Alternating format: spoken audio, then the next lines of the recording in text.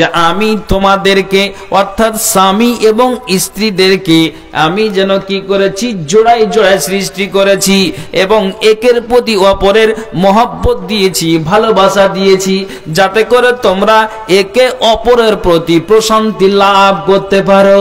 তার মানে আবার আল্লাহ বলছেন আমার নিদর্শন যতগুলি আছে তার ভিতরে এটা একটা নিদর্শন যা আমি তোমাদেরকে অর্থাৎ স্বামী এবং স্ত্রীদেরকে জোড়ায় জোড়ায় সৃষ্টি করেছি এবং একের প্রতি অপরের ভালোবাসা সৃষ্টি করেছি, মহব্বত দিয়েছি, যাতে করে তোমরা একে অপরের প্রতি প্রশান্তি লাভ করতে পারো। জি, প্রশান্তি, সুকুন, বিবিটা হচ্ছে সুকুন, আরাম। তাহলে এই জন্য বলছে যে আমি তোমাদের ভালোবাসা, মহব্বত আমি স্বামী এবং স্ত্রী দিয়ে থাকি। জি, বিবি স্বামীর প্রতি আনন্দ নিয়ে তাদের ভালোবাসার জন্মবে, দ্বিগুণ বাড়বে। স্বামীও তাদের প্রতি তাদের আনন্দ নিয়ে আপনার স্বামীও আপনার মহব্বত ভালোবাসা দ্বিগুণ বাড়িয়ে দিবে। কি করে বাড়াবে তা আপনাকে আমি একটা কথা বলি, খুব খেয়াল করে শুনবেন। আবু মুসা আশআরী রাদিয়াল্লাহু তাআলা আনহু, একটা আপনাকে কথা বলছি, কোন পুরুষ যদি কোরআন তেলাওয়াত করতে জানে, ভালো করে শুনবেন, একটা একটা করে হাদিস আপনাকে বলবো, আপনার উঠে যায় না, 1 ঘন্টা সময় চেয়েছি। তো আপনার এই আবু মুসা আশআরী বলছেন যে আমার বিবিটা আমার পার্শ্বে আছে আর আমি আবু মুসা আশআরী কি করলাম, একটা কোরআনকে হাতে নিলাম আর কোরআনটাকে হাতে নিয়ে আমি কি করলাম, কোরআনে 114টি সূরা আছে, 30টা পারা আছে।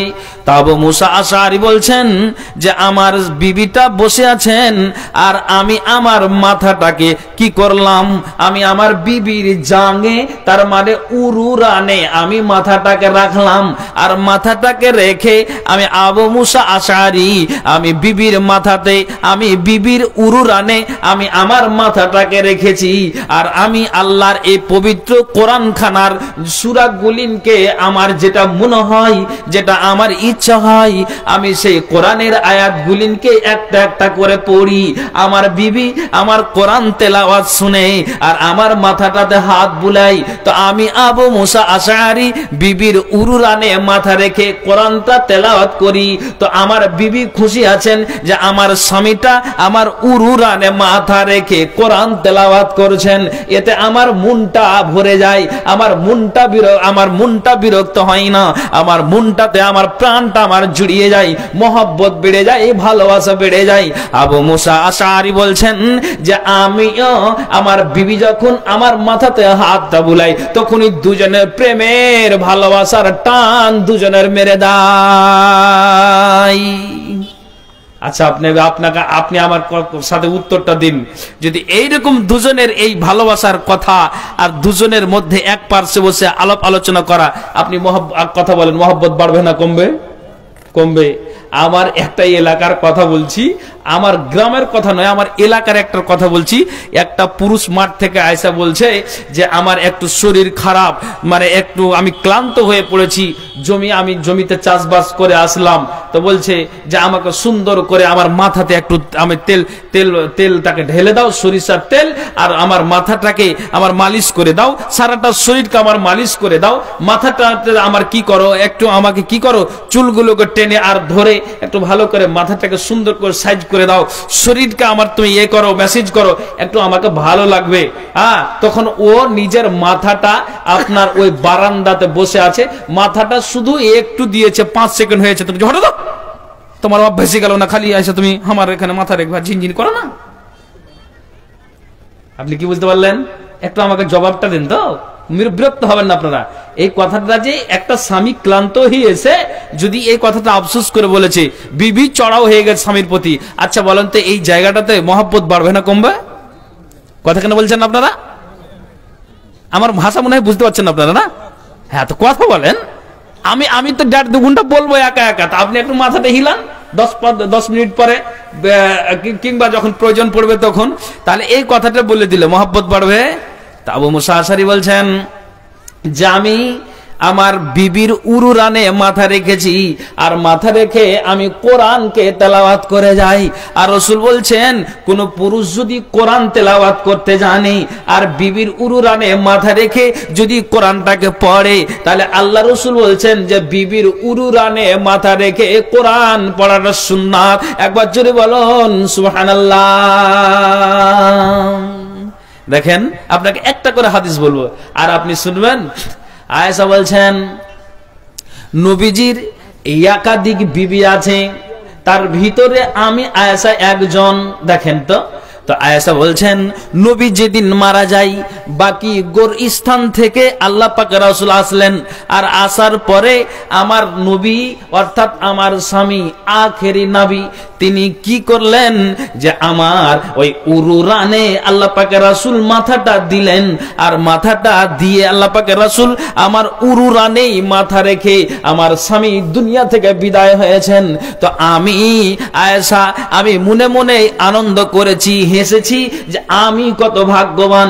আমার বিবি নবীর বিবি হাফসাও আছেন, নবীর বিবি জাইনাব বিনতে জাহাজ আছেন, নবীর বিবি উম্মে হাবিবা আছেন, আরো বিবিরা আছেন, কিন্তু আমি আয়েশা কত ভাগ্যবতী নারী যে আল্লাহ পাকের রাসূল এটা আমার স্বামী, অতঃপর তিনি আখেরে নবী। তো আমি কত ভাগ্যবান বিবি যে আমার উরুরানে আল্লাহ পাকের রাসূল মাথা রেখে দুনিয়া থেকে বিদায় হয়েছেন। আমি শেষ মুহূর্তেও আমি আমার স্বামীর ভালোবাসাটাকে পেয়েছি, আর স্বামীও আমাকে ভালোবাসাটা দিয়েছে। তো যতগুলি বিবি আছে তো আমি আয়েশা তার মধ্যে একজন ভাগ্যবান বাড়িওয়ালি।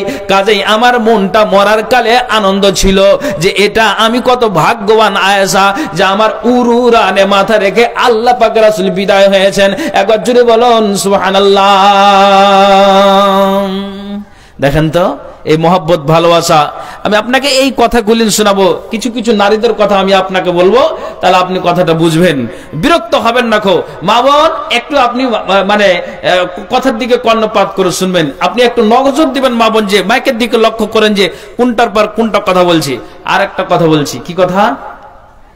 আপনি এই জালসা শুনতে এসেছেন, আর জালসা শুনতে এসেছেন তখন নিজের বিবি বলছে কোনখানে যাবা? বলছে আজকে ওই তিসলিয়া 5 পীর গ্রামে জালসা আছে জানো না? তো বলছে ওখানে যাবে? তো বলছে হ্যাঁ। তো হাজি কোনদিন তোমাকে দেখছি না তুমি জিন্সের প্যান্ট পরেছো, না তুমি তোমার গায়ে তুমি সুন্দর একটা পোশাক পরেছো, কিন্তু আজকে ও আচ্ছা আচ্ছা আচ্ছা আচ্ছা আচ্ছা আচ্ছা চলে যাবে তার জন্য। হ্যাঁ আমি ওনাকে ভালো করে চিনতে পারছি যে যেখানে সেখানে দেখা সাক্ষাৎ হচ্ছে কিন্তু গল্প হচ্ছে না।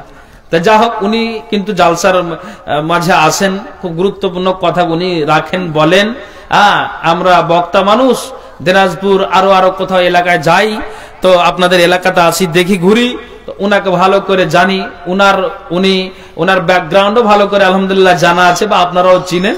তা আমি আর বলবো না, 10 মিনিট উনি কিছু বলবেন, তো আপনারা বিরক্ত হবেন না, চলে যাবেন না তো ভাই? হ্যাঁ, তো উনি কিছু বললেন, এখানে দিয়েছে যে 5-10 মিনিট কিছু বলুক সংক্ষিপ্ত আকারে, তারপর ইনশাল্লাহ আমি আপনাদেরকে মহব্বত কি করে বাড়বে স্বামী স্ত্রীর এই বয়ানটা আমি আপনাকে দিচ্ছি, একটু ধৈর্য রাখেন। বাবন আপনারা চলে যান না। হ্যাঁ বলেন, দাঁড়িয়ে বলবেন? আচ্ছা আচ্ছা, হ্যাঁ ঠিক আছে। আসসালামু আলাইকুম ওয়া রাহমাতুল্লাহি ওয়া বারাকাতুহু। শ্রদ্ধেয় সভাপতি এবং আপনারা সামনে এখানে আসতে পেরেছি এটাই বেশি। এটা আজকে আমার 3 নম্বর জলসা। প্রথমে বানিয়াডোল, তারপরে গোপালপুর, এখন আপনাদের এখানে। এটা মাদ্রাসা, এই জন্য যে আমাদের সমাজে শিক্ষার হারটা খুব কম, আর শিক্ষার হার কম থাকার কারণে যেখানে সেখানে আমরা ঠোকর খাচ্ছি। সবাই যদি শিক্ষিত হতাম, ভারতবর্ষে আমাদেরকে সংখ্যালঘু বলা হয়, কিন্তু আরো কিছু সংখ্যালঘু আছে, যেমন আমার শিখ ভাইরা সংখ্যালঘু। যদি যান, এই যে বাচ্চাগুলো বসে আছে, এরা ডাক্তার হবে না এর গ্যারেন্টি কি আছে? করণদিঘি বিএলআরও একটা অফিস আছে, ওখানে বিএলআর বসে জমি সংক্রান্ত ব্যাপারে সম্পূর্ণ দেখাশোনা করে। তা আমার ছেলেরা লেখাপড়া করে বিএলআরও হতে পারবে না? একটা ভিডিও হতে পারবে না? আপনাদের একটা গল্প শোনাই শিক্ষার উপরে। কিছুদিন আগে আমাদের এখানে একটা ভিডিও ছিল, সামিউল আলম, অনেকে জানেন অনেকে জানেন না। 2007 থেকে 2009 পর্যন্ত ছিল করণদিঘি ব্লকে। ওর কাছ থেকে একটা গল্প উঠে আসে কিভাবে ও যেখানে বিয়ে করবে মেয়ে দেখতে গেছে। আমরা দুইজন এখানেই থাকি, আর আমিও গেছি যার মেয়ে দেখাবে, ও আমার একটা রিস্তায় পড়ে। তো বলছে তোমাকে আসতে হবে। আমি গেছি ওখানে। তো ওখানে গিয়ে দুইজনের একসঙ্গে দেখা। বলছে এটা কে হলো? আমি বললাম এটা আমার নাতনি। ও মেয়ের বাবা আমাকে জিজ্ঞেস করলো কেমন লাগলো? ভালো। তা আমাকে পাঠালো যে ছেলের ডিমেন্ট কিছু আছে কিনা একটু জানো। কথাটা বোঝাতে পেরেছি আপনাদের? আমি গেলাম যে সামিউল, তোমার কিছু ডিমেন্ট পার্সোনাল গাড়ি টাড়ির দরকার আছে কি? তো বলছে না, আমার দরকার আছে আমি যাকে বিয়ে করে নিয়ে যাবো সেই মেয়েটা ভালো হবে কিনা। এনে ভিডিও মেয়েটাকে ওর জিজ্ঞেস করছে সামনে সামনে, মেয়েকে সামনে বসিয়েছি, হাদিস কোরআন সম্বন্ধে দু চারটা কথা জিজ্ঞেস করলো। বাংলাতে মেয়েটা উচ্চ মাধ্যমিক ছিলই। তারপরে ওদের বিয়ে হবে। এখনো ওদের সংসার আছে। আমার বলার উদ্দেশ্য হল, এত বড় বিডিও সাহেব একটা অফিসার, যে ছেলে মানুষ করছে, হ্যাঁ, মেয়ের বাপের কাছে বিক্রি করছি ছেলেটাকে। এই জন্য শিক্ষাটার দরকার যে ওটা হালাল না হারাম।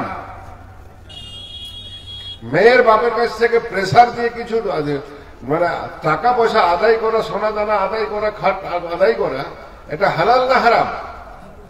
তো যদি হ্যাঁ হ্যাঁ আমি সেটাই বলছি।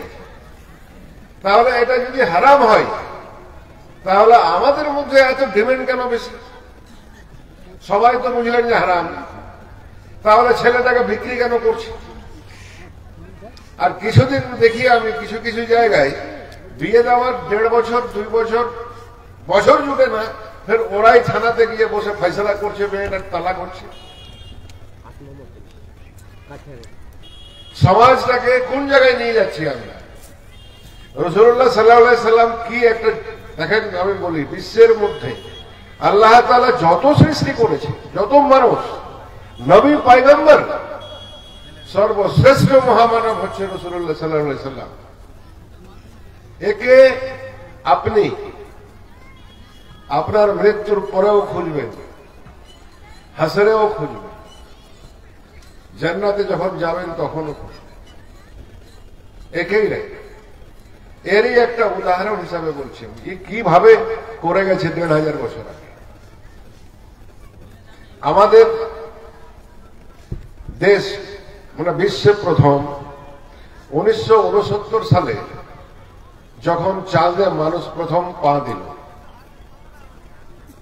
তার নাম হচ্ছে নীল আর্মস্ট্রং। ও চাঁদে গিয়ে প্রথম দেখছে, ঘুরছে তো ওরা তো গেছে রিসার্চ করার জন্য, তো দেখছে একটা লম্বা দাগ পড়ে আছে চাঁদে। দাগটা কিসের? এবড়ো খেবড়ো, কোথাও গর্ত, কোথাও উঁচু, এইরকম দেখছে, কিন্তু একটা দাগ লম্বা আছে। যে লম্বা দাগটা আছে এটা সোজা আছে, কারণটা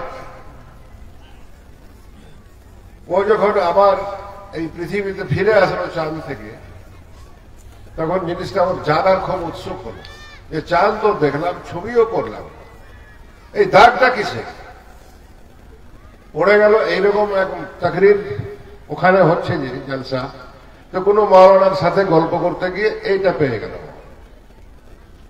যে রাসূলুল্লাহ সাল্লাল্লাহু আলাইহি সাল্লামকে যখন আবু জাহেল জিজ্ঞেস করলো, মুহাম্মদ তোমার হাত আমার হাতে কি আছে তুমি বলো, পাথর ওর কানে বলে জবাব দিচ্ছে। তারপরে বললো তুমি জাদুঘর আছো, নিচে জাদু করতে পারো, আকাশে পারবা না, চাঁদটাকে তুমি ভাগ করে দেখাও, দুটা ভাগ করো। চাঁদটাকে যখন ভাগ করার কথা বললো, ওহী নাজিল হলো। ওহী বলল ওকে বলো না, আবু জাহেলকে বলো তুমি দেখাও, আর তোমার তর্জনী আঙ্গুল, এই আঙ্গুলটা চাঁদের দিকে তুমি একবার এইরকম করো। আল্লাহর অর্ডারে আঙ্গুলটা এইরকম করলো, চাঁদটা দুটা ভাগ হয়ে গেল। এই কিসসা শোনার পরে সেই বৈজ্ঞানিক 1 সেকেন্ড ইসলাম কবুল না করে থাকতে পারবে না। এই হচ্ছে আজকে আমাদের আপনাদের দেখলে ঘৃণা করে কেন মানুষ? রাসূলুল্লাহ সাল্লাল্লাহু আলাইহি ওয়াসাল্লাম জানতে হবে, যদি আমাকে পুরো জানতে হয়, আমি কেন পৃথিবীর অনেক, আমরা প্রথম মনে করি কি রাসূলুল্লাহ সাল্লাল্লাহু আলাইহি ওয়াসাল্লাম আমাদের নবী, কোরআন শরীফকে মনে করি এটা আমাদের পৈতৃক সম্পদ, এটাকে উপহার দেন আপনার বন্ধুদের কাছে, যে বাংলা ভাষা বুঝে তাকে বন্ধুদের উপহার দেন। আমি দিয়েছি যারাকে, তারা সম্মানের সাথে কথা বলে। আপনার একটা বন্ধু আছে, একটা দেন, ও যে ভাষা বুঝে সেই ভাষাতে কোরআন এখন অনুবাদ হয়ে গেছে, একটা দেন, ওরা পড়ে দেখুক কোরআনে কি আছে, তাহলে বুঝতে পারবে। আমরা রাসূলুল্লাহ সাল্লাল্লাহু আলাইহি ওয়াসাল্লাম যখনই একটা কথা বলি, ও তো বিশ্বের নবী, সমস্ত লোকের নবী, এই জিনিসটা আমরা ওনাকে বুঝাতে পারি না। বোঝাতে না পারার কারণ হচ্ছে আমি অতটুকু শিক্ষা নিইনি। শিক্ষার দিকে এগিয়ে যেতে হবে। তাহলে আমি যেটা আপনাকে বলছি, পৃথিবী বিখ্যাত ডান্সার মাইকেল জ্যাকসন এক ঠুমকা দিলে লক্ষ লক্ষ ডলার পড়ে পায়ে, সে ইসলাম গ্রহণ করলো। মাইক টাইসন বক্সিং এ সে ইসলাম গ্রহণ করলো।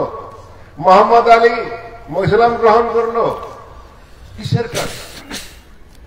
রাসূলুল্লাহর জীবনে যখনই পড়লো ওরা থাকতে পারলো না। বর্তমান বাজারে এই ছেলেরা চিনে, ব্রায়ান লারা ক্রিকেট প্লেয়ার ইসলাম গ্রহণ করলো। ইউসুফ ইউহানা মোহাম্মদ ইউসুফ হয়ে গেল। এইগুলো কেন হলো? আমরা আমাদের হাত দিয়ে আমরা ঘৃণা করছে কেন? ওরাকে ভালোবাসছে কেন? এটা আমার মনের মধ্যে প্রশ্ন আসতে হবে। আর আমি বানাতের কথা এই জন্য বললাম, আমার এখানে করণদিঘির মধ্যে কয়েকটা খুব গরিব ঘরের মেয়ে ডাক্তারি পড়ছে কলকাতাতে। কলকাতা মেডিকেলে একজন আছে, এমস মেডিকেল পাটনাতে আছে। আমি যেটা আপনাদের বলতে চেয়েছি, মেয়েরাও কম নয় ছেলেদের থেকে, ওরাকেও পড়ান। এই জন্য ওরা পড়লে যদি সুশিক্ষিত হয়, ওর স্বামীর ঘরকে ও সাজিয়ে নিতে পারবে। যদি সুশিক্ষিত হয়, মায়েরও শিক্ষা লাগবে, বাপেরও শিক্ষা লাগবে, তাহলে সমাজকে আগে নিয়ে চলেন। মাদ্রাসা আছে, খুব ভালো লাগলো। আমি টাইম মনে হয় বেশি নিয়ে নিলাম, আর বেশি কিছু বলবো না। শিক্ষার দিকে এগিয়ে যেতে হবে সবাইকে। আমি পড়তে বেশি পারিনি, কিন্তু আমার কথা হলো যে আমাদের ছেলেপিলেরা যেন আর স্কুল আর মাদ্রাসার বাইরে না থাকে। সবাইকে পড়তে হবে, এটা আপনারা ধরে নেন। মানে যদি ধরে নেন একদম, তাহলে আমি মনে করি 10 বছর পরে করণদিঘিতে আমাদের চেহারা বদলে যাবে। আমরা সবাই মিলে যদি ধরে নিই, বিনা শিক্ষায় রাখবো না কাউকে। আজকে যে ছেলেটা ক্লাস 4-এ পড়ছে, ও যেদিন আজ থেকে 10 বছর পরে MA পাস করে ঘুরে আসবে না, ওই গ্রামের মর্যাদাই আলাদা হবে। যাই হোক, আমি সময় বেশি নিলাম, মাওলানা সাহেব ক্ষমা করবেন। না, ঠিক আছে। আসসালামু আলাইকুম ওয়া রাহমাতুল্লাহি ওয়া বারাকাতুহু। আমি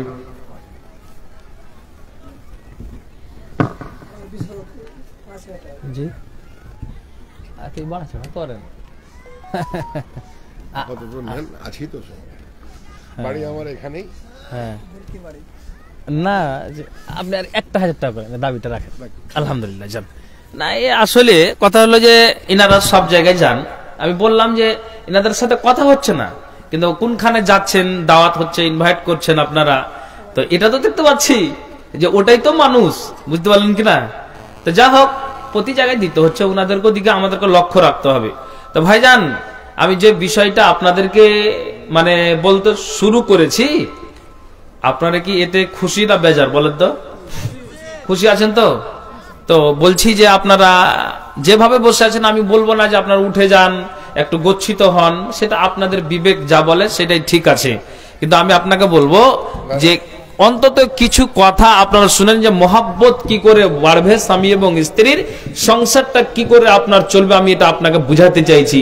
মা বোন এবং আপনাদেরকেও বলবো যে যারা আপনারা ওই পর্দার আড়ালে বসে আছেন, আমি দেখতে না পেলেও কিন্তু আওয়াজে বুঝতে পারছি যে মায়েদের সংখ্যা এখনো পর্যন্ত অনেক বেশি আছে। তো কাজেই আপনারা একটু ধৈর্য ধরুন, ইনশাআল্লাহ আশা করা যায় যে আপনারা ইনশাআল্লাহ। তো আমি যেটা বলতে চাইছিলাম, আল্লাহ তাআলা কোরআনের আয়াতে কি বললেন? আউযু বিল্লাহি মিনাশ শাইতানির রাজিম। ومن آياته أن خلق لكم من أنفسكم أزواجا لتسكنوا إليها وجعل بينكم مودة ورحمة। আল্লাহ বলছেন আমার নিদর্শন সমূহের মধ্যে এটা একটা নিদর্শন যে আমি তোমাদেরকে অর্থাৎ স্বামী এবং স্ত্রীদেরকে জোড়ায় জোড়ায় সৃষ্টি করেছি এবং একের প্রতি অপরের ভালোবাসা সৃষ্টি করেছি, মহব্বত দিয়েছি, যাতে করে তোমাদের একে অপরের প্রতি প্রশান্তি লাভ করতে পারো। কি করে আপনি লাভ করতে পারবেন? এই যে কথাটা আপনারা হয়তো ভুলে গেছেন, আমি যেখান থেকে ছেড়েছি ওই জায়গাটা আসছি, কি যে নিজের স্বামীটাকে বলছে বিবিটা কোনখানে যাবে, না তো জালসা আছে আজকে 30 5 পীরে, জানো না? না তো জানি। তো হাজি, কোনদিন তোমাকে জিন্সের প্যান্ট পরতে দেখিনি, তোমার গায়ে যে জামা এত সুন্দর এটাও পরতে দেখিনি, তো আজকে সুন্দর হয়ে জালসা যাচ্ছ। তো আরে জালসা যাব, একটা ইসলামী সভায় যাব, তো যেমন তেমন হয় নাকি? তো এটা কথা ঠিকই, তো ভালো কথা। তো ওই স্ত্রীটাকে দেখে আপনি তার সামনে সেজে আপনি আসছেন, এসে জালসার প্যান্ডেলে বসবেন, কি আপনি মেলাতে ঘুরছেন? তাহলে পোশাকটা আপনি কাকে দেখাতে এসছেন? বেগানা একটা নারীকে, বেগানা স্ত্রীকে আপনার পোশাকের দিকে দেখে তার নজরটা ঝুঁকবে, তার অন্তরটা ঝুঁকবে যে কি একজন স্টাইল করে একটা পুরুষ বাজারে আপনার ঘোরাফেরা করে, এই তো আশ্চর্য পোশাক রে, তার দিকে দেখেও তো আমার মনটা আলাদা হয়ে যাচ্ছে। আচ্ছা, তেমনি যদি একটা নারী নিজের আপনার একটা সায়া, সুন্দর একটা ব্লাউজ, সুন্দর একটা কাপড় আপনার শাড়িকে পরে আপনার যদি কি করে জালসার নাম করে এসে মেলাতে ঘুরে, তাহলে ওই নারীটাও আপনার কোথায় এসেছে? না তো একটা বেগানা পুরুষকে নিজের পোশাককে দেখানোর জন্য এসেছে, নিজের চেহারাটাকে দেখানোর জন্য এসেছে। আপনি বলেন তো, এই দৃশ্যটা, স্বামীর দৃশ্যটা যদি স্ত্রীর নজরে পড়ে, আর স্ত্রীর নজরটা যদি আপনার স্বামীর যদি নজরে পড়ে যায়, স্ত্রীর ব্যাপারটা যে মেলাতে এইরকম পোশাক পরে তারা জালসার নাম করে প্যান্ডেলে বসে জালসা না শুনে, মালদা থেকে 2 জন বক্তা এসেছে তাদের আলোচনা না শুনে ও মেলায় ঘুরে ঘুরে আপনার রাত্রি 12টা কাটিয়ে দিল।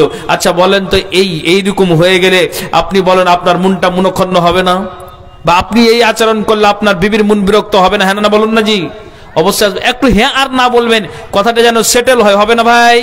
অবশ্যই হবে। তা আপনি কার জন্য সাজবেন? সাজবেন কার জন্য বলেন? এই স্ত্রীর জন্য। আর বিবিও সাজবে আপনার জন্য। কেন?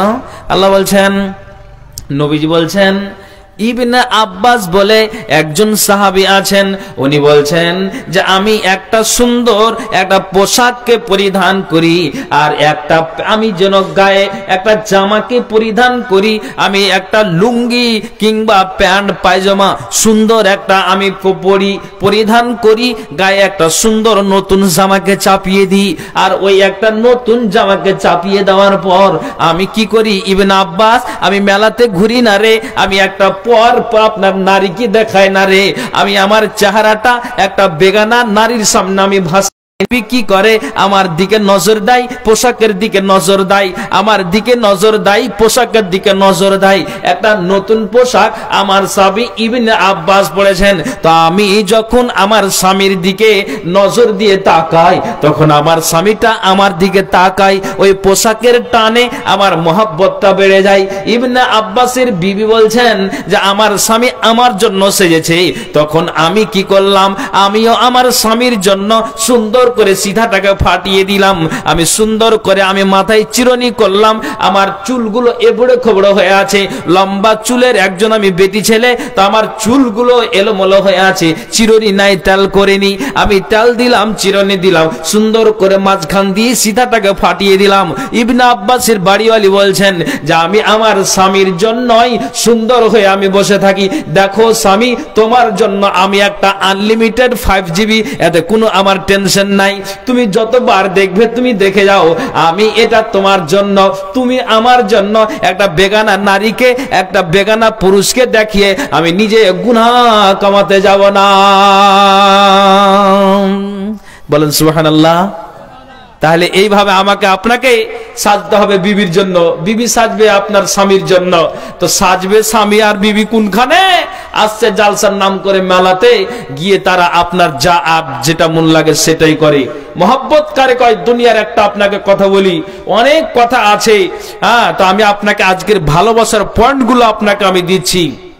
আপনাকে বলছি, এই আপনার এটা উত্তর দিনাজপুর জেলা নাকি বলো না, দক্ষিণ দিনাজপুরের মাটিতে কোন একটা নারীর স্বামীটা মারা গিয়েছে, ভালো করে শুনবেন। তো ওই স্বামীটা মারা গিয়েছে, তো প্রত্যেক দিন একজন মাওলানার কাছে ফতোয়া নিল, আর ফতোয়া নেওয়ার পর বলছেন আচ্ছা বলেন তো আমার স্বামীটা আজ 2 দিন হয়ে গেল, স্বামীটা আমার কবরে গিয়েছে, তো আমি কি আমার স্বামীর কবরে গিয়ে জিয়ারত করতে পারি, দোয়া করতে পারি? কেননা একটা যদি আপনার নিজের মা, নিজের বেটি, নিজের বিবিটা যদি ইচ্ছে করে যে কবরে আমার বাপ গিয়েছে, আমার মা গিয়েছে, আত্মীয় স্বজন গিয়েছে, তো আমি নিজে একজন মেয়ে ছেলে হয়েও পর্দা হয়ে যদি মাথায় হিজাবটাকে চাপিয়ে আমি সুন্দর করে আমি কি করলাম, চোখ দুটোকে উদাম করে খোলা রেখে আমি চেহারাটাকে আমি ঢেকে সুন্দর করে আমি আমার বডিটাকে ঢেকে আমি আমার মাথা থেকে নিয়ে পা পর্যন্ত এত সংযত হয়ে আমি বাড়ি থেকে বের হলাম। আর বের হয়ে কোন নারী যদি আপনার এই করণদিঘি থানার একজন নারী ইচ্ছে করে আমি কবরস্থানে গিয়ে নিজের বাপের জন্য আমি ওই গোরস্থানে গিয়ে আমি তার জন্য দোয়া করব, নিজের মা চলে গিয়েছে তার জন্য আমি দোয়া করব, নিজের স্বামী চলে গিয়েছে তার জন্য আমি দোয়া করব। আল্লাহ পাকের রাসূল বলছেন কোনো বাধা নাই, তুমি পর্দা হয়ে যাবে, আর তোমার যতগুলিন দোয়াগুলিন মুখস্থ আছে তুমি দোয়াগুলিনকে তুমি পাঠ করবে, এত কোনো তোমার অসুবিধা নাই। ওই মাওলানার কাছে ফতোয়া নিয়ে নারীটা প্রত্যেকদিন ছাতা নিয়ে আপনার ওই কবরের কাছে বসে থাকে।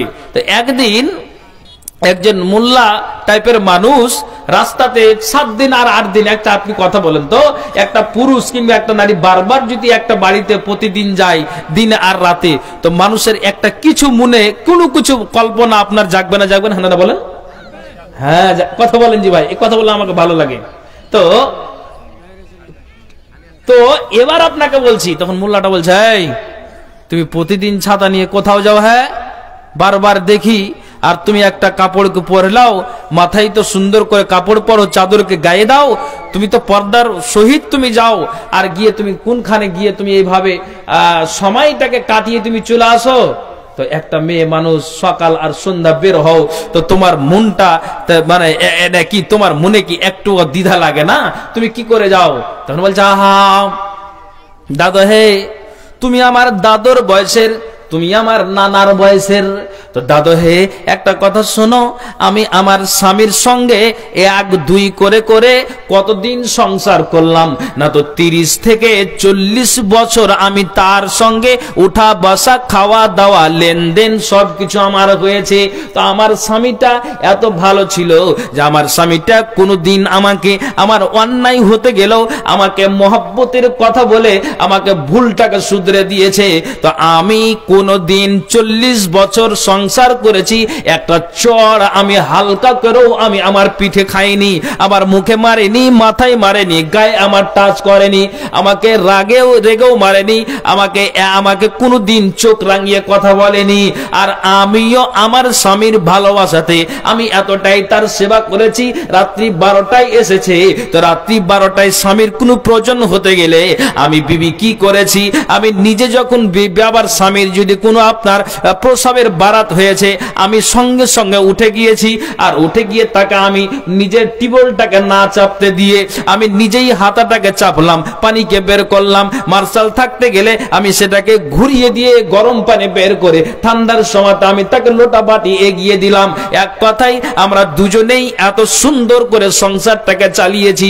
আল্লাহর কসম 40 বছর যে সংসার করেছি, একদিনও গালে চড় খাইনি রে, পিঠে চড় খাইনি রে। কাজেই আমার এখনো পর্যন্ত ওই ভালোবাসা গুলিন মনে আসে রাত্রে শুয়ে শুয়ে। কাজেই আমি বাড়িতে থাকতে পারি না, এসে এসে আমি আমার স্বামীর কবরের পাশে দোয়া করি আর বলি, মাবুদ রে আমার, তোমার কাছে আমার অ্যাপ্লিকেশন। আল্লাহ আমার স্বামী তো চলে গিয়েছে, যেমন দুজনের পৃথিবীতে ভালোবাসা মহব্বতটা ছিল, তেমনি তুমি আল্লাহ কিয়ামতের দিনে দুজনেরই সাক্ষাৎ করায়, জান্নাতে প্রবেশ করায়। আমি আল্লাহ কবরের কাছে কেঁদে কেঁদে বলছি, আল্লাহ তুমি আমাদের কিয়ামতের দিনে হারায় দিও না, দুজনকে আল্লাহ তুমি কিয়ামতের দিনে সাক্ষাৎ করায়। একবার জোরে বলুন সুবহানাল্লাহ। জি ভাইজান, কথা শুনেন, আপনার সোশ্যাল মিডিয়াতে বিভিন্ন প্রকারের কথা আসছে। আমি এটা বলছি, আল্লাহ স্টেজে যতক্ষণ থাকি কোরআন আর হাদিসেরই কথা বলতে দাও। কেন আপনাকে রং রসের গল্প ফালতু কথা শুনিয়ে সময়টাকে নষ্ট করে, বা আপনারা বলবেন যে খুব রঙিলা একটা বক্তা এসে খুব মজা মজা কথা বলে গেছে, এইগুলো কথা শুনে আপনি আমাকে কথাটার জবাব দেন তো, কে আমরা কিয়ামতের দিন বাঁচতে পারবো? কথা আমার কেন বলছেন না বাঁচতে পারবো? তাহলে কোরআন হাদিসের কথা শুনে কি আপনার মনটা বিরক্ত হয়? না, হয় না। এটাকেই আপনাকে গুরুত্ব দিতে হবে যে কে কোরআন হাদিসের আলোচনা রাখছে। চলুন ওই মাওলানার কথা শুনে দুটো কথা আমলের চেষ্টা করি। ঠিক বলছি না ভুল বলছি? হ্যাঁ, তো এটা মগজে রাখতে হবে ভাই, বাজে কথা শুনে লাভ নেই। যা কটা কথা বলছি, কথাগুলি নাকি আপনি মগজে উঠিয়ে রাখেন। এইরকম কাজ করতে গেলে আপনার যেন কি হবে, মহব্বত ভালোবাসা বেড়ে যাবে। এই জন্য কবি কি বলেছেন, স্বামী ভক্তি করো সদাই, স্বামী ভক্তি করো সদাই থাকিতে জীবন, স্বামী ভক্তি সতী সাদি করো প্রাণপণ। এই জমানার হাল চরিত্র যেই সমস্ত দেখি, না বলিলে আল্লাহর কাছে আখেরাতে ঠেকি। অনেক নারী ঠাট্টা করে বেগানার সাথে, আপন স্বামী ঘরে আসলে গাল ফুলিয়া থাকে। অন্য পুরুষ দেখলে তারা হেসে কথা কয়, স্বামীর সাথে কটু কথা খবিস নারী কয়। স্বামীর সাথে কটু কথা যে নারী বলিবে, আগুনের ছুরি দিয়া জিহ্বা কাটিবে। চোখ উল্টাইয়া যেই নারী স্বামীর দিকে চাইবে, আগুনের ছুরি দিয়া আপনার জিহ্বা কাটিবে। চোখ উল্টাইয়া যেই নারী স্বামীর দিকে চাইবে, গরম সীসা ওই নারী চোখেতে ঢালিবে। খাবে পিবে নেক নারী পর্দার নিচে রবে, সদা যে চলিবে নারী হেফাজতের সাথে। একবার জোরে বলুন আল্লাহু আমিন। ভাইজান, তাহলে এই দুজনকে আপনাকে থাকতে হবে, প্রেম এবং ভালোবাসা দুজনকে আপনাকে থাকতে হবে। স্বামী তুমি চড়াও হয়ে গিয়েছো, বিবি তুমি একটু মিজাজটাকে নরম করে দাও। বিবি কিছুক্ষণের জন্য কোনো কাজের ক্ষেত্রে যদি আপনার চড়াও হয়ে যায়, তো স্বামী তুমি সেটাকে ম্যানেজ করে নাও। তুমি চোখের ইশারা দিয়ে, মহব্বতের টান দিয়ে তুমি সংসারে ঝামেলা আনিও না, তুমি ভালোবাসাটাকে বৃদ্ধি করো, বাড়িয়ে দাও। জি, আপনাকে এই জন্য বলছি। তো মহব্বত ভালোবাসা কি করে বাড়বে? আপনি নিজে এখানে আসে 100 টাকা দিয়ে হোটেলে ভাত খেলেন, তারপরে আপনি নিজে বন্ধু বান্ধবকে নিয়ে জিলাপি খেলেন, আর কিছু খেলেন, আর কিছু খেলেন। আপনার পার্সেল লোকটা তখন বলছে, হ্যাঁ এতগুলি যে খরচ করলি, তো বাড়িতে তো দুটা মেয়ে আছে, নিজের বিবিটা আছে, কিছু নিবি না? তো বলছে যে হ্যাঁ নিতে হবে, হ্যাঁ নিতে হবে, হ্যাঁ হ্যাঁ। না ভাই, এটা ভালো কথা বললি, হে আমি 200 টাকা খরচা করলাম বন্ধুর জন্য, নিজে 100 টাকা দিয়ে আমি হোটেল আমি খেলাম, আমি নিজের পেটটাকে ভরে নিলাম, বিবি তো আমার আপনার ইয়ে আছে। কিন্তু শুধু তাই নয়, আপনি মনে করেন যে বিবি না বলতে গেলেও আপনি বাজার থেকে জিলাপি নিয়ে গিয়েছেন, আর জিলাপি নিয়ে যাওয়ার পরে তখন বলছে, রহিমার মারে কি বলছো, একটু উঠো তো। বলছে, কেন এত রাতে উঠবো জি? বলছে যে উঠো না। বলছে, তুমি জালসা থেকে এসছো, ঠান্ডার সময় আর কি উঠবো? না না, একটু উঠো। ও কিন্তু একটু লেহাপের তল থেকে উঠতে একটু মিজাজটা আলাদাই হবে না?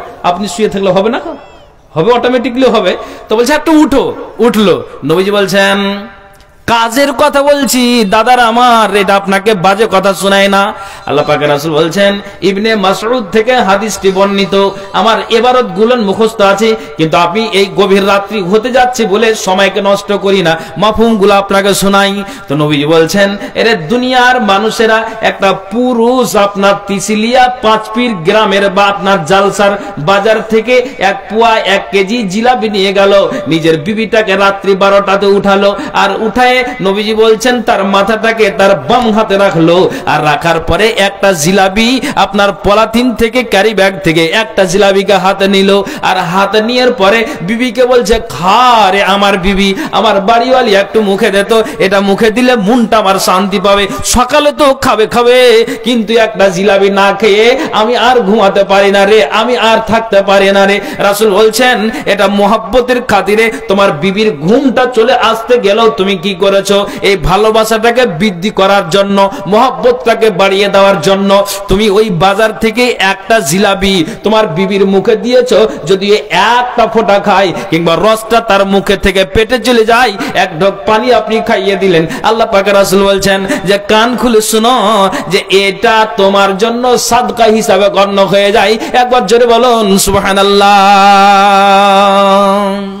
আপনি কথা বলেন, যদি এইরকম আচরণ আমি আমার বিবির সঙ্গে করি, তাহলে আপনি বলেন তো এই মহব্বত বাড়বে না কমবে? একটু হ্যাঁ না বলেন ভাই, অবশ্যই বাড়বে। তাহলে এইভাবে আমাকে আপনাকে সংসারটা কম্প্রোমাইজ করে চলতে হবে, খুব হিসাব করে শুনবেন। তবে এখন একটা কথা বলছি, নিজের বিবিটা যদি যুক্তি তুলে যায় যে হাজি ওই পার্সেকে তুমি ওই নিজের তুমি দেখো তো তোফাইলের মাকে কত সুন্দর কাপড় পরছে, কত সুন্দর আপনার সাজগুজ করে আপনার স্টাইল করে করণদিঘি ডালকোলা আর কোথাও কোথাও কোথাও কোথাও ঘুরছে, তা আমি আর কতদিন এরকম হয়ে থাকবো জি? কিন্তু আপনার কিছু অভ্যাস খারাপ আছে। কেন অভ্যাস খারাপ আছে? নিজে করণদিঘি আপনি ওই ভালো একটা কাপড়ের দোকান থেকে আপনি নিজে কি করলেন, একটা প্যান্ট নিয়েছেন, একটা আপনি শার্ট নিয়েছেন, একটা আর কিছু আপনি নিয়েছেন, তো অন্তত আপনি আপনার বিবির জন্য একটা তো আপনি ব্লাউজ নিয়ে যাবেন, ব্লাউজ তো নিয়ে যাবেন, কিংবা আপনি একটা তো সায়া নিয়ে যাবেন। আপনার জন্য যখন দুটো থেকে 3টা গঞ্জি নিয়েছেন, আপনি কি করেছেন, একটা শার্ট নিয়েছেন, টি শার্ট নিয়েছেন, জিন্সের প্যান্ট, আপনি কটনের প্যান্ট নিয়েছেন, তা আপনার তো 3-4টা নতুন পোশাক হয়ে যাচ্ছে। তো বিবির ভালোবাসাটা দেওয়ার জন্য আপনি কি করবেন, অন্তত একটা ব্লাউজ কিংবা আপনি সায়া নিয়ে গিয়ে তার কুঁচাতে তো দিতে পারবেন যে হারে আমার লেগে 3টা নিয়েছি, তো তোমার জন্য একটা নিয়েছে। বিবি যদি ভালো আচরণের হয় তো বলবে যাক গাজি যেটা নিয়েছো সেটাতে আলহামদুলিল্লাহ। আর আপনার 3টা যদি দেখে আর ওর একটাতে যদি আপনার ওই একটা যদি আপনার নজরে পড়ে, আর বিবি যদি আচার মানে যদি কি হয় আপনার বদচলনের হয়, তো আপনার 3টার দিকে দেখবে, একবার একটার দিকে দেখবে, দেখবেন যে ওর গাল ফুলা আনহাসা হয়ে যাবে। কেন বলছি, যেহেতু এই বিবি দেখছে যা তোমার জন্য 3টা আর আমার ফেরে একটা, তো এটা হলো বদচলনের নারী, যা দিয়েছে তুমি সবুর করো। একদিন আল্লাহ পাক রাসূলের বিবিরা কে হাফসা, কে না তো আয়েশা, এরা যুক্তি তুললো যে দেখছি ডান পাশের বা মানুষেরা তারা কত নতুন পোশাক পরিধান করে, তারা কত স্টাইল করে, তারা নিজের সাজসজ্জাকে পরিধান করে, কত তারা পাতলা পাতলা তারা কাপড়কে পরিধান করে, তারা কত স্টাইল করে ঘোরাফেরা করে।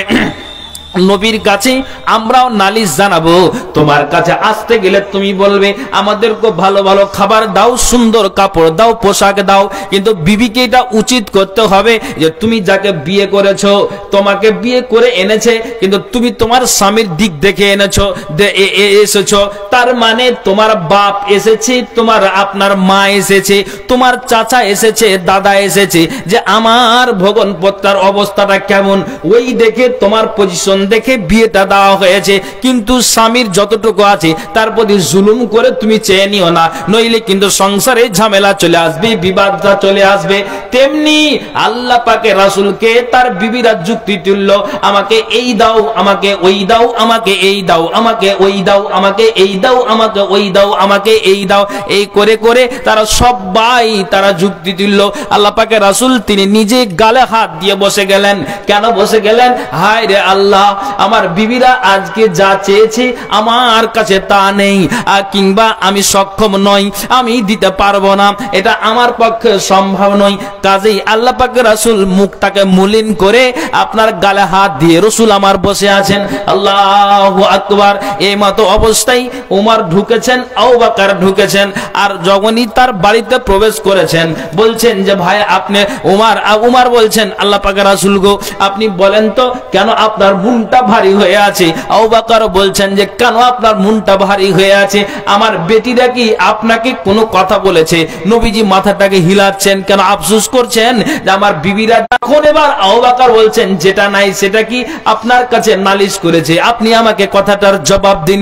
উমর বলছেন আপনাকে কি কোনো কথা বলেছেন, আপনি আমাকে তার কথাটার জবাব দিন। সুবহানাল্লাহ। এরে দাদারা, এরে বাবারা, এরে মায়েরা আর বোনেরা কান খুলে শুনবেন তো, নবীজি যখন বললেন, যখন তিনি আবু বকর আর উমরকে খুলে খুলে কথাটাকে বললেন, তখন আল্লাহ পাকের রাসূলের শ্বশুর কি করলেন?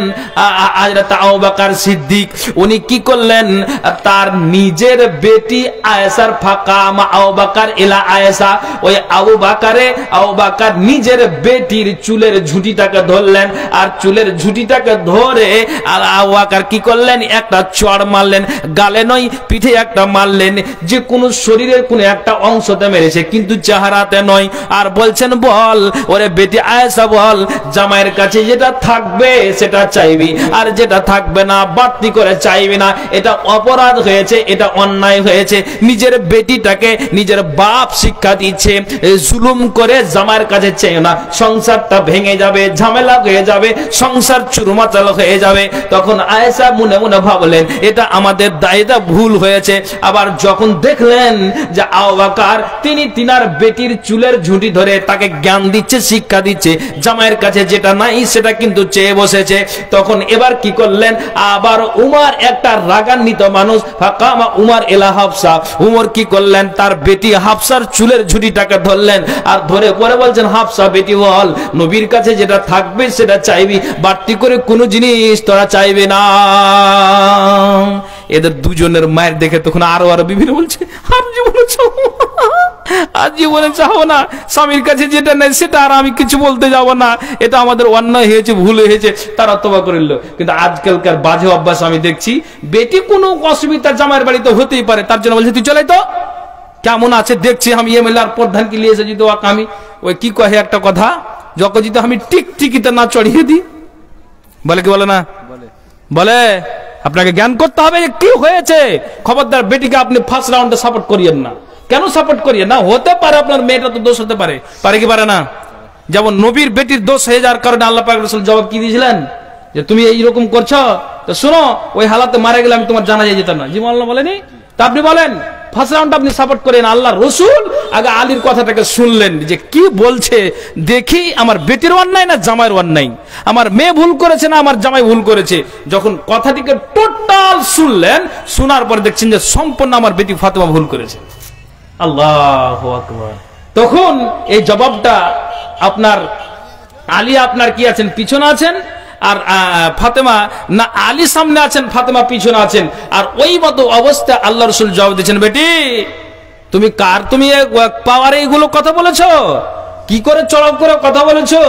এরকম চড়াও করে বললে কি মহব্বত ভালোবাসা সংসারে থাকবে?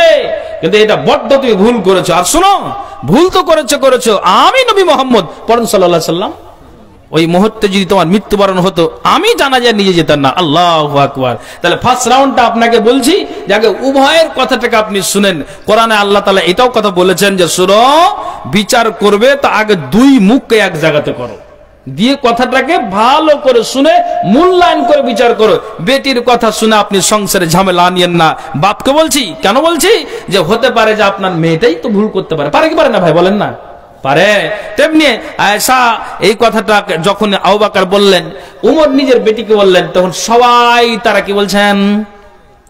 এটা কসম খেলাম নবীজি গো, এটা আমাদের অন্যায় হয়েছে, যা নাই তা চেয়ে বসেছি, এটা আমাদের ভুল হয়েছে। কাজেই আমরা এখান থেকে আজ থেকে শপথ করে নিলাম কোনদিন আর আপনার কাছে যেটা নাই সেটা আমরা চাইব না। আচ্ছা একটু কথা বলেন তো, যে কটা লোক বসে আছেন আপনাদের একটু বিরক্ত লাগছে?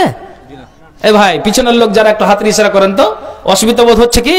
যেহেতু ঠান্ডার রাত তো চলে যাচ্ছেন এই জন্য বলছি।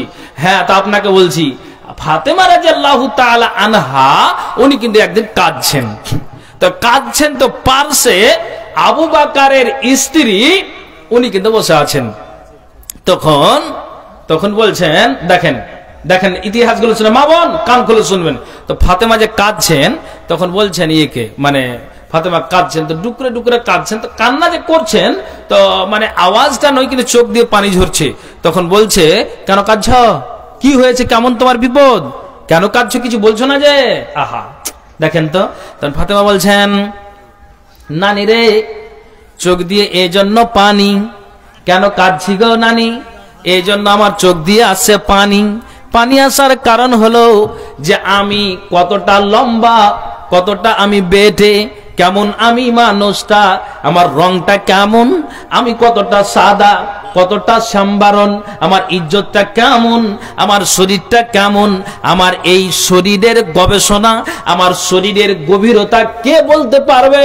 না তো আমার স্বামী আলী ছাড়া পৃথিবীর কোন মানুষ আমার কথা বলতে পারবে না। একটা বেগানা পুরুষ যখন আমি রাস্তাতে দেখেছি, সঙ্গে সঙ্গে আমি আমার নজরটাকে নিচু করে নিয়েছি। কেন নিচু করেছি? যেহেতু আমার স্বামী আমার দিকে, এক কথায় আমার স্বামী আলী ছাড়া আমার ইজ্জতটার ব্যাপারে কেউ গবেষণা করতে পারেনি, বলতে পারেনি। আমি এমন নিজেকে সংযত হয়ে চলেছি, আমার ইজ্জতটাকে, আমার আব্রুটাকে এত হেফাজত করে আমি রেখেছি। একমাত্র এই আমানতটাকে শুধু রেখেছি কার? না তো একমাত্র স্বামীর জন্য। ফাতেমা বলছেন, আমার চোখ দিয়ে এই জন্য পানি, আমার স্বামী যখন আমি যখন মরে যাব, আর মরে যাওয়ার পরে তখন আমার বুক ফুটবে কিন্তু আমার মুখ ফুটবে না। তো আমি কাঁদছি এই জন্য যে আমার স্বামী আলী ছাড়া আমার ইজ্জতের ব্যাপারে কেউ বলতে পারেনি, আর পারবেও না, চান্স আর পায়নি। তো আমি কাঁদছি এই জন্য, এই তিসিলিয়া পাঁচপীর গ্রামের কোন একটা বেটি ছেলে যদি আসে তো কে মারা গিয়েছে? না তো নবীর বেটি ফাতেমা মারা গিয়েছে, চলো একটু মুখখানা খুলো আর চেহারাটা দেখে নি, তো এটা তো বড্ড একটা হারামি কাজ হবে। তো আমি ফাতেমা চিন্তায় চিন্তিত, যেই দিন আমি মরে যাব আর আমার মাথা থেকে নিয়ে পা পর্যন্ত চাদর দিয়ে ঢাকানো থাকবে, কেউ দেখতে আসতে গেলে আমার পক্ষ থেকে কে নিষেধ করবে যে এটা আর দেখতে দেওয়া যাবে না? কাজেই তার মানে হলো ফাতেমা নিষেধ করে গিয়েছেন, ফাতেমা এটা কঠিন ভাবে আমাদেরকে নিষেধ করে গিয়েছেন। কাজেই আমি ফাতেমা কাঁদছি এই জন্য যে আমার শরীরের ব্যাপারে আমি আমার জীবদ্দশায় কোনো পুরুষ গবেষণা করতে পারেনি, মরে যাওয়ার পরে এই দায়িত্বটা কে নিবে? কাজে আমার চোখ দিয়ে পানি আর থামছে না। একবার জোরে বলেন সুবহানাল্লাহ। কত আমানত রেখেছেন ওই আপনার নিজের নবীজির বেটি ফাতেমা, যে আমার একমাত্র আমার স্বামী, আবার আপনার যেন হয়নি, মানে এই আমার স্বামী ছাড়া আমার ইজ্জত কেউ গবেষণা করতে পারেনি। আপনাকে একটা কথা বলবো, একটা যদি পুরুষ কি করে, একটা মেয়েকে যদি ভালো একটা মেয়েকে পাওয়ার জন্য যদি আশা করে যে ইস এটা কার বেটি রে, রাস্তা দিয়ে যাইছে তো দেখেই তো মনটা আলাদা হয়েছে রে, কার বেটি এটা বা? আচ্ছা কথা বলেন, এরকম মনে হয় কি হয় না? হ্যাঁ না বলেন না? যে যা আপনার মন বিগড়ে গিয়েছে, একটু শয়তানকে ভাগান তো সুবহানাল্লাহি ওয়া বিহামদিহি পড়েন না জি ভাই? এই তো বললাম শয়তান ঢুকে গেছে, বলেন সুবহানাল্লাহি ওয়া বিহামদিহি সুবহানাল্লাহিল আযীম। বলছে কার মেরে কেন খোঁজ খবর নিতে হবে। একটা বেটি ছেলে যদি রাস্তা দিয়ে যায়, ও আপনার খুব সুন্দর করে আপনার যেন সাজগুজ করে আছে, একটা বেটা ছেলে আপনার যেন 25 থেকে 30 বছরের যুবক তরুণ, বলছে ও ফুটে না বলতে গেলেও একটা কথা বলে যে মেয়েদের বুক ফুটে মুখ ফুটে না। তো বলছে যে কার এটা বেটা ছেলে, এই যে একটা নজর, এই যে একটা মনের কথা, এই দুজনের রাস্তাতে দেখা দেখি আর এই রকমের মনের একটা প্রেরণা, মনের যে একটা কথা, কার? ও মেয়ে বলছে কার, ছেলেও বলছে কার মেয়ে। তো তুমি কার মেয়ে আর কার ছেলে বললেই হয়ে যাবে নাকি? অত সোজা কথা নয়। একটা ছেলে যদি কি করে আপনার চেন্নাই আর মুম্বাই কেরালা খাটা লোক হয়, যুবক হয়, আর একটা বানাতের বেটি ছেলের পাশে উধাওয়া করছে, ওর জীবনেও আপনি ভাবছেন যে ওই মেয়েটা আপনাকে বিয়ে করে দিবে? হ্যাঁ না বলেন না জি? তা আপনাকে সেই রকম পরিমাণে যেতে হবে। হ্যাঁ, একটা বানাতের মেয়েকে আপনি নিবেন, তা আপনি নিজে কিছু শিক্ষা অর্জন করেন। আচ্ছা, যদি একটা মেয়ে বলে যে আমি একটা কোন খুব মুলবি একটা ভালো, আমি একটা মুলবি সাহেবকে বিয়ে করতে চাইছি, আল্লাহ তুমি একটা নসিব আমার মুলবি মিলাই তো জি। আবার ওই বেটি ছেলেকে দেখছি যে মাথার কাপড়টা খুইলা আপনার কপালে টিকলি দিয়া, আপনার গায়ে আপনার চাদর না দিয়া, চুড়িদার পরে ও ঘুরছে আর বলছে ইস মুলবিটাকে পেটুন রে, আর কপালে ঝাঁটা বলবে না, কথা বলো না জি 100%। এটা বলে আমরা বুঝতে পারছেন। এই জন্য কবি কি বলেছেন জানেন, ও আমি চাই গো আমার স্বামী হোক হাফেজ মাওলানা। শুনেছেন না শুনেননি? ও আমি